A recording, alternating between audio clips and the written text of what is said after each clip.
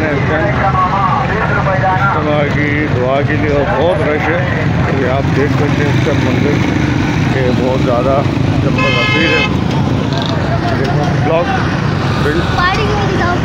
अल्लाह पाक की कुदरत है कि पूरे पाकिस्तान से लोग आए हुए हैं इधर दुआ के लिए, इज्तिमा के लिए। अल्लाह खैर करे।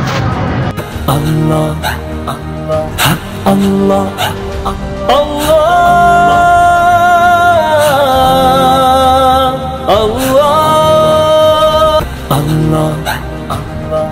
अल्लाह अल्लाह